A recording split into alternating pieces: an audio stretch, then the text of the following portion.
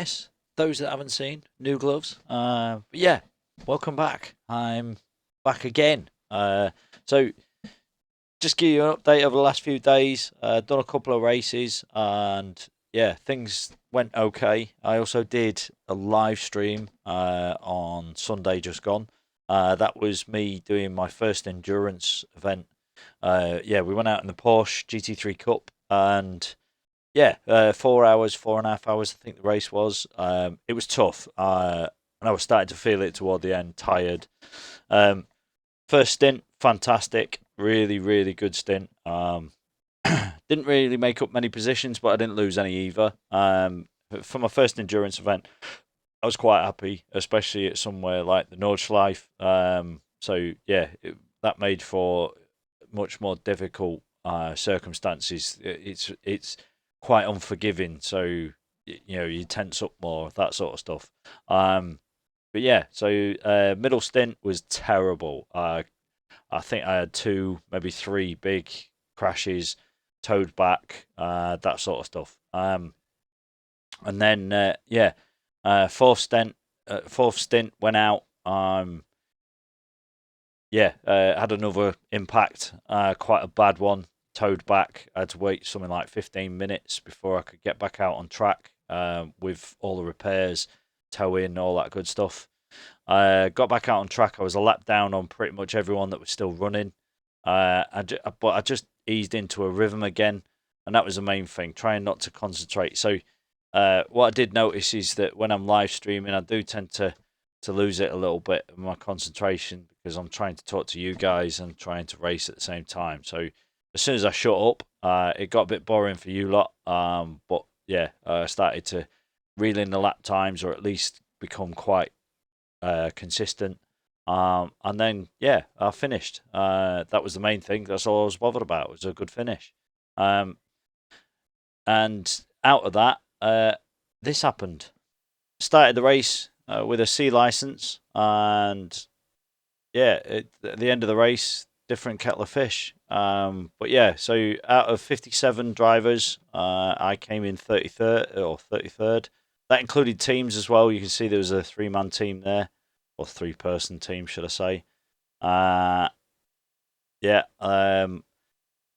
couple of two-people teams, three-people teams, that sort of stuff. There was a few solo drivers. The winner overall was a solo driver.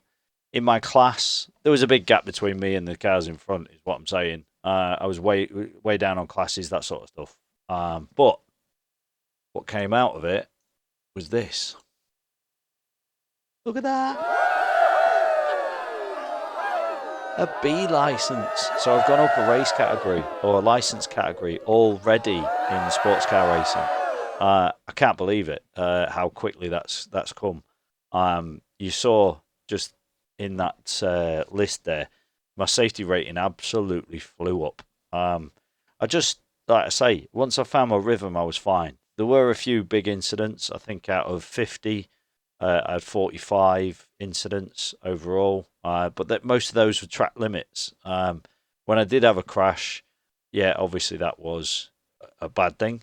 But yeah, I've met the safety rating for sports car class B, and I've still got 4 weeks to go. So what I might do over the next few weeks, now that I'm trying to get my Formula C class up, but yeah, do some more racing with that and get my MPR up, and it'll be automatic promotion essentially if I get that MPR up. So yeah, quite a successful event. Considering what I put into it, and it was my first. So yeah, I might get involved in more in the future, but if I do, it'll be sort of offline, or I may go live because I had a few issues with my PC during the live stream, and that's still a little bit of an issue now. But yeah, so what we're going to do today, we're going to go into a little bit of Ray Formula Ford 1600s, all right, and it's on a track that I've never raced before, Circuit du Ledenon. Ledenon. I hope I'm saying that right. But yeah, cue the thing across the middle explaining what I'm saying. But yeah, we're gonna sort of go straight into it. I've done a bit of practice already. We're just waiting for the race lobby to open up, and we'll get into that.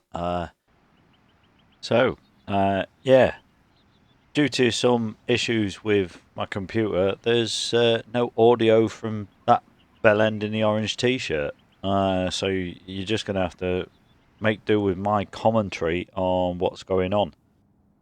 So just as we're about to start qualifying, yeah, I'll talk through a few different bits with regards to the Rays Formula Ford 1600. So the car itself is a manual H-box 4-speed gearbox, and it also has no pit limiter, no traction control or any of those sort of bits.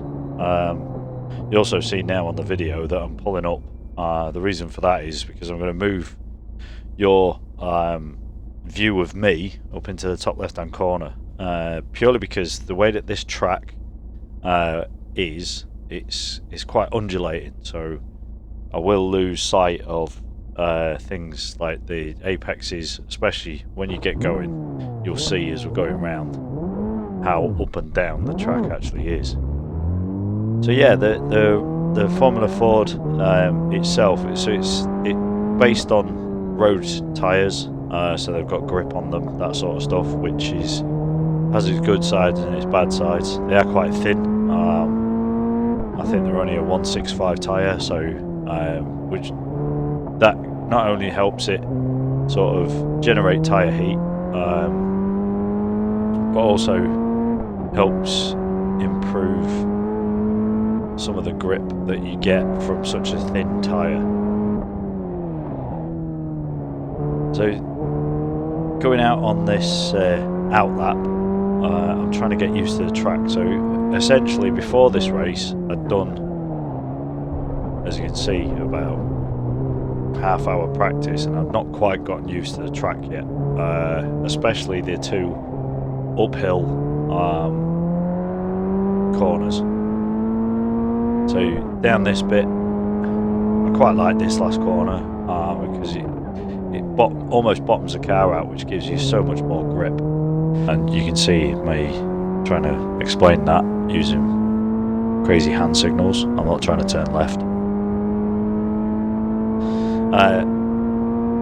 Yeah, so down to turn 1, I'll just knock it down to 3rd just to bring the back wheels in line, because that's the other thing with these cars, because they're so light and they have no rear spoiler.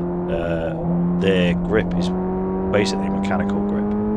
So when you're hitting the brakes, if you've got quite a lot of bias toward the front, the back end gets light and it will skip and bounce around all over the place. Now the way that you can counteract that is by changing down a little bit earlier, and what that does is then the engine braking also brings the car back into balance. The only issue that you've got is if you come down the gearbox too early, the back wheels lock up, almost like pulling the handbrake, and then you just wind up facing the wrong way. So this is the second of the two corners that sometimes catch me out. Where you're coming up, there's a blind apex. The apex is on the left. This one, I keep thinking it's the tighter of the two, so I drop my speed, and then that throws me offline, as you can see here, for this little sort of quick right-hander. Now, if you get the line right, I'm sure that'll be flat through there, but at that point I'm already losing too much speed. So this is coming up to the end of the first of my 2 qualifying laps. It wasn't a brilliant lap, the first one. You saw me run wide through a couple of those blind apexes. 132, not bad. So there you go. You can see me just suddenly whack it down to 3rd just to get me to help rotate the car through the corner. In the race, things do improve, trust me. But yeah, so down the hill. So this is the first of the 2 blind apexes. 129.2. So there is a compression corner similar to that last one there. And then, yeah, you can't see the apex until you're almost on top of it. This is a second gear corner.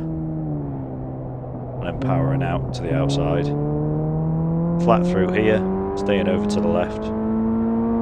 Now for this corner, what you can do is just dab the brake and just do a bit of that trail brake.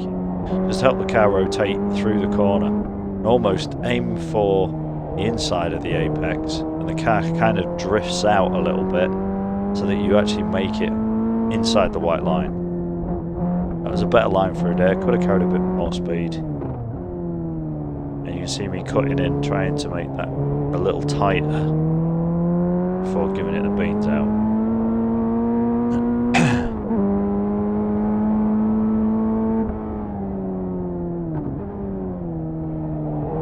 So this coming up to the end, you can just see I've managed to stay within track limits, so coming up to the end of my second qualifying lap.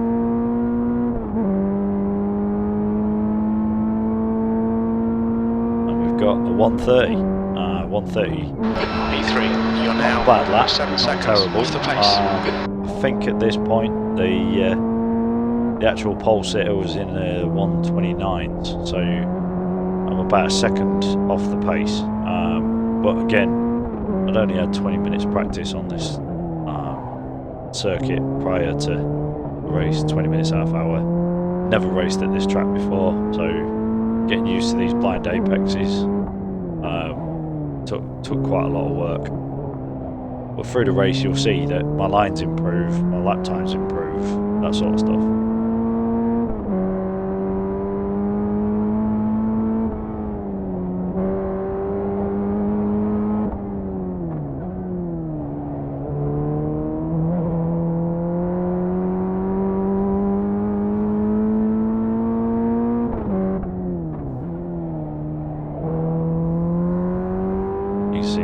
Frustrated with myself with a little bit of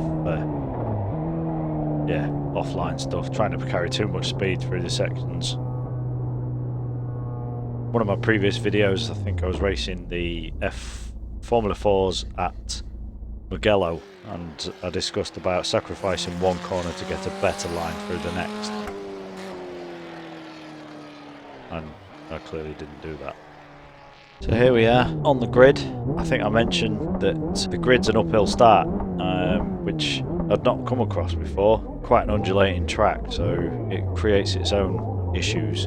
I think I qualified fourth, and it wasn't like I struggled with that qualifying. As you saw, there was a few issues. I had confidence in my race pace. Go. Oh, stalled it.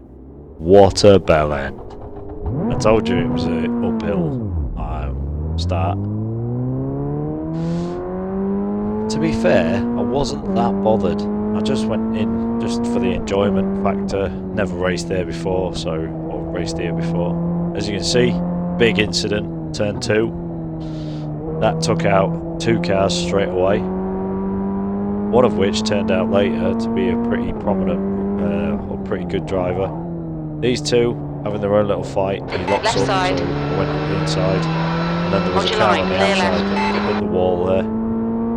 Start's okay, now find your Went to the first blind corner, I took it wide because he overbraked that big time. Andreas Korper. But yeah, got stuck behind him, helped me up a little bit, but as you can see, he's overbraking some of these corners, not confident, not using the whole width of the track, so sent it up the inside, using that compression to give me extra grip. Compromised my exit a little bit, but that's fine. Dab the brake, just turn it in. You can see it's getting a little bit sketchy because of the cold tyres. And then that late turn in for that horrible hairpin. Then we're back down the hill. So currently sat in 4th, back to where I started, which is quite nice. Oh wait, and there's 3rd place. Absolutely sent it into the barriers.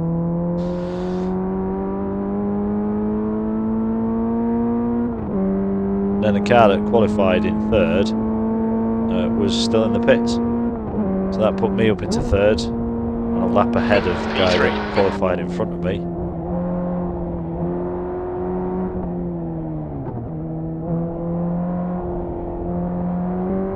God, I've just noticed how much of a mouth breather I am when I'm racing.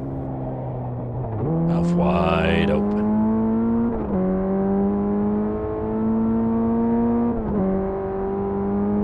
constantly checking my mirrors. So for those that weren't aware, Sunday, so that was the 21st of April, I did my first endurance race, and during that I got lapped a lot. So yeah, I became conscious of what's going on behind me a lot more.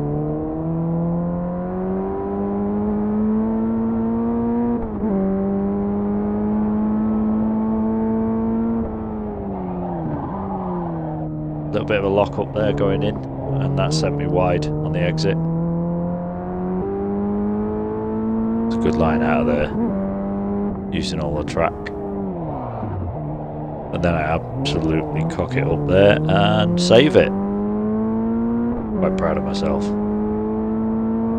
Turns out all this dirt circuit racing that everyone keeps saying is rubbish actually comes in handy now and again.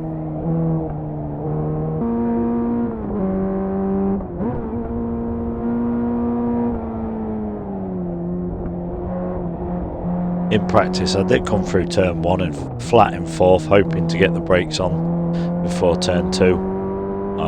Huge mistake. Yeah, absolutely huge mistake.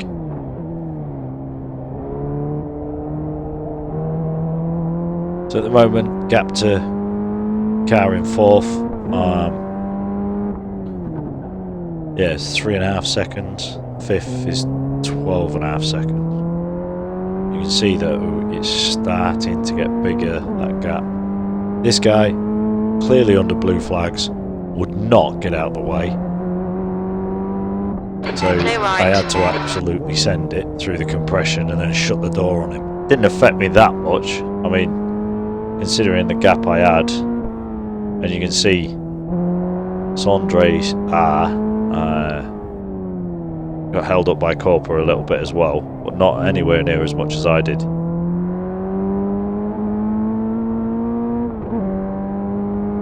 So he gained 0.6 of a second. Live wire, halfway home. Fuel looks good. But this is where I'll start to pick up again. As you can see, I think he had a little bit of a spin or an off down at the final corner. As you can see, the timing just bigger and bigger. Lewis ahead is increasing. It's now 14 seconds. Whoa, bit of a twitch there. That was a 30. Very close to track limits there. And then because I got it unstable and unbalanced, I was fighting the corner all the way through turn 1, 2 and 3.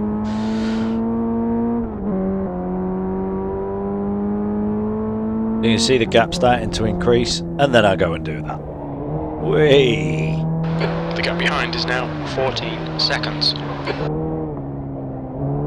I started to overthink and try and improve my lap times. What I learned from the endurance race is that the time to try and improve your laps is during practice. If you try and improve your laps too much during a race, all you're going to do is absolutely send it the wrong way. And during the endurance race, it wasn't that much of an issue. I had 4.5 hours to pick up on the positions that I either lost or the mistakes that I made. But something like this, that cost me 1.5 seconds.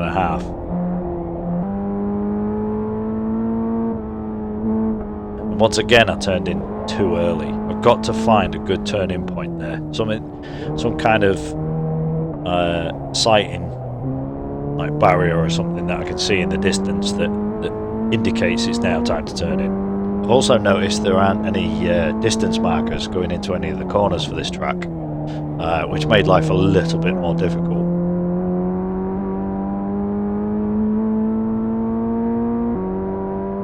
Good line through there. The turn-in wasn't great, but here, absolutely cannot see the apex.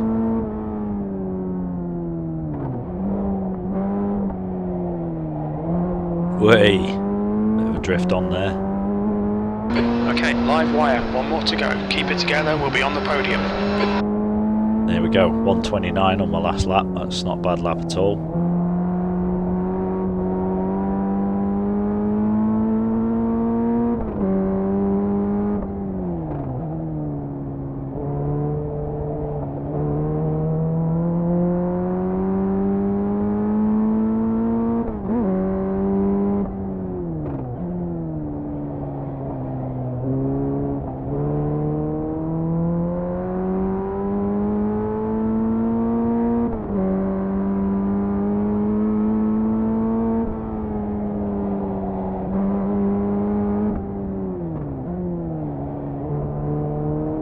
interesting actually. It's me analysing my own race. Ah, right, okay. So there's a small grey building on the outside of that corner. As soon as I see it, that's where I need to be aiming.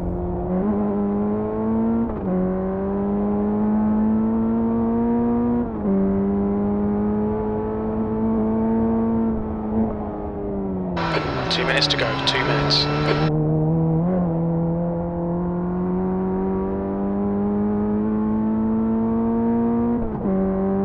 There we go. Good result. Nice little third place. Well done, live wire, great drive, that's a podium. So there we go. That was the Ray Formula Ford 1600.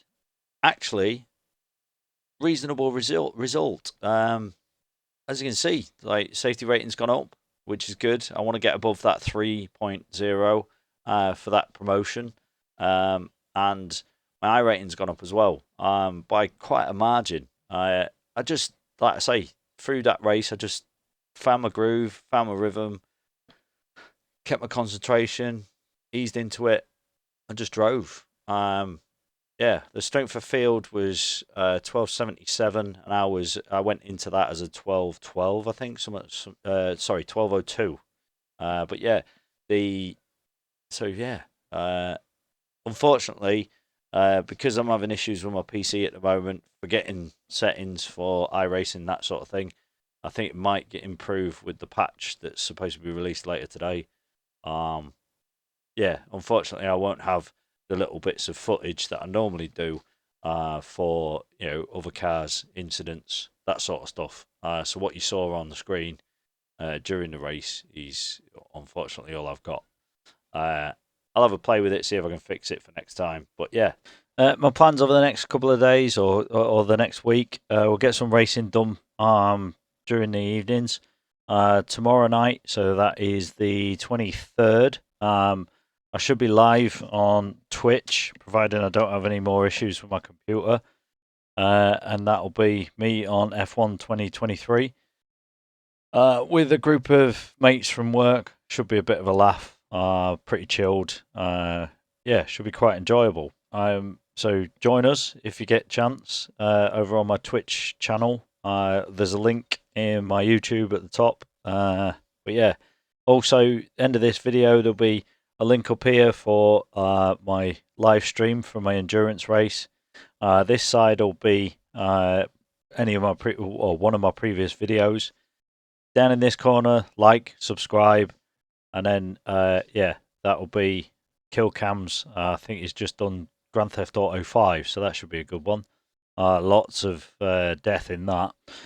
So yeah, we've got previous video, endurance racing, kill cams, like and subscribe.